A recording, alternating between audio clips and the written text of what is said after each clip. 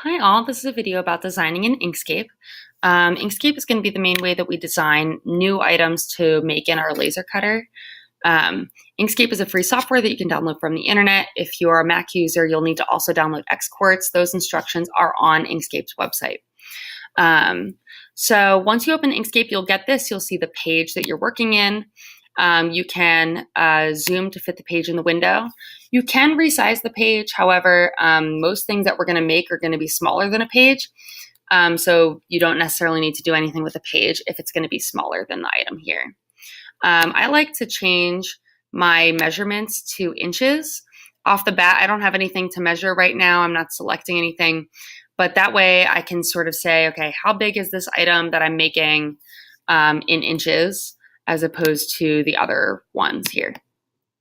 Okay, I'm a little zoomed out still, so I'm gonna press the plus button on my computer and I'm going to increase my zoom a little bit. And I'm gonna start at my top left-hand corner. So let's say I want to make a keychain. So our laser cutter cuts and engraves items. Cutting means that it literally cuts through a piece of material. This was part of a big sheet of wood. This design was cut out of that material. It also engraves, which means that it marks it and it makes it a little bit darker. It's slightly indented, that sort of thing. And so designing to make sure that it cuts what you want to cut and engraves what you want to engrave is part of the nuances of designing in Inkscape. So let's say I want to make a keychain and I want it to be a hexagon. So I click my polygon item here. I can make a star. Actually, let's make a star with 6 corners. And I can just make my star here. And there I have my star. Now I'm still in the creation of a star. So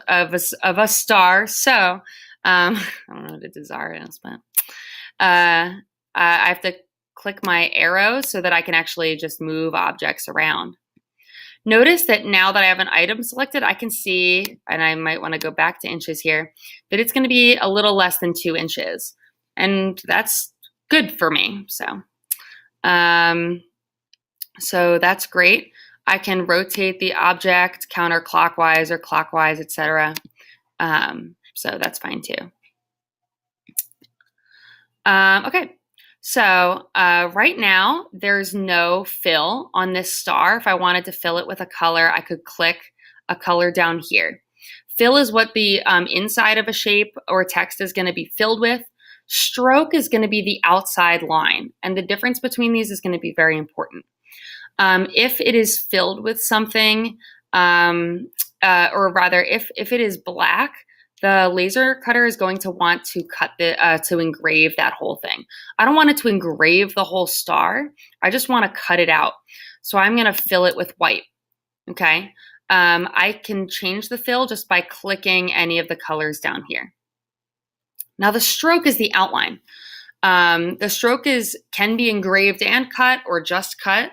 In order to guarantee that it cuts, I want my stroke to be red.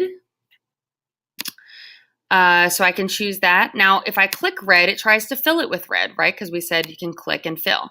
So in order to actually do the stroke, I need to press shift and then click on the color that I want, and that changes it. So here I'll do shift click to black and then shift click red again. So I want anything that's being cut out to be in red.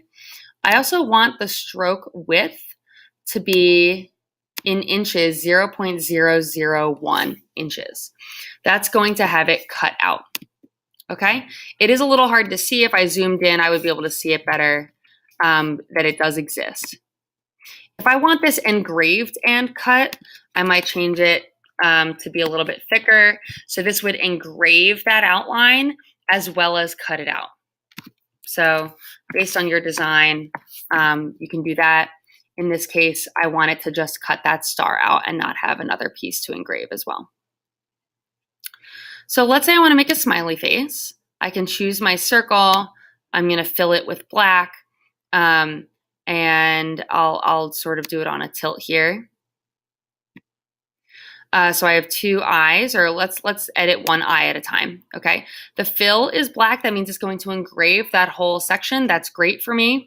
However, right now it's going to try to cut out my circle. That's because the stroke is red and it has this width. If I don't want it to cut out, if I just want it to be engraved, I'm going to have no stroke. So with the stroke paint, I want it to be no paint at all. Okay.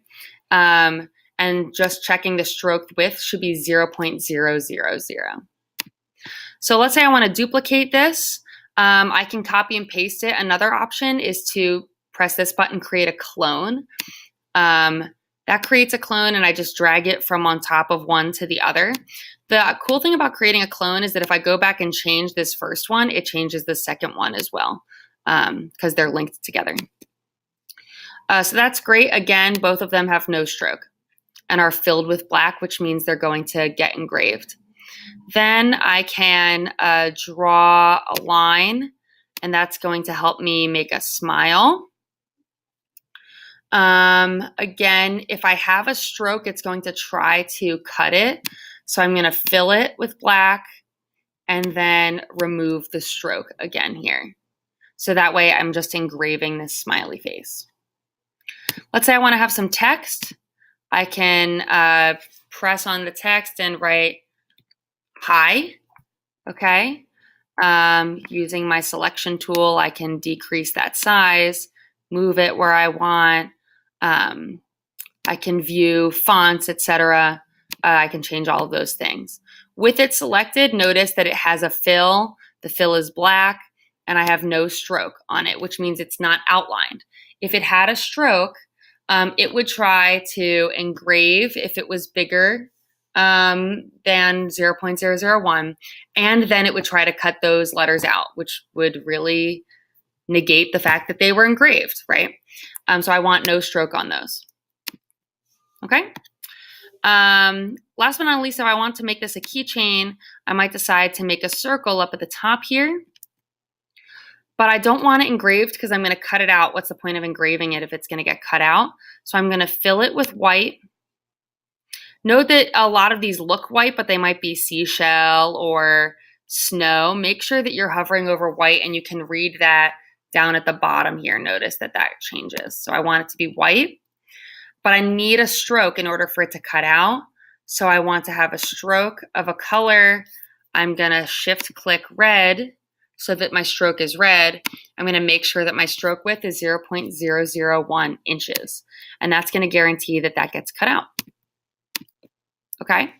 So again, selecting my item, I see that it's now about 2 inches in height total. If I want to select everything and resize it, I can do that. If I'm like, man, I really wanted this to be about 1.5 inches. Now I could say, oh, now it's about 1.5 inches, right? And I can resize. I can move things around, all of that. When I'm done, I'm going to save this as a SVG file.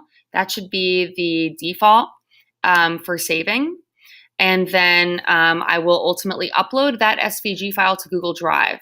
Google Drive can't open SVG files, but it can store them. And then Google Drive is how I'm going to ultimately pull my SVG file off when I'm on the Makerspace computer.